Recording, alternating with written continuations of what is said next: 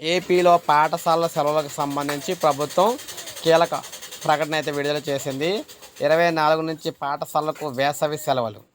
రాష్ట్రంలోని పాఠశాలలకు ఈ నెల 24 నుంచి వేసవి సెలవులను పాఠశాల విద్యాశాఖ ప్రకటించింది. జూన్ 12న పాఠశాలలు పునఃప్రారంభమవుతాయి. అకాడమిక్ క్యాలెండర్ ప్రకారం ఈ సెలవులు అయితే ప్రకటించిందనమాట. వేసవి సెలవుల్లో ఎండ తీవ్రత, చెరువులు, కాలువల వద్ద జరిగే ప్రమాదాల నివారణకు జిల్లా విద్యాధికారులకు పలు సూచనలు జారీ చేసింది.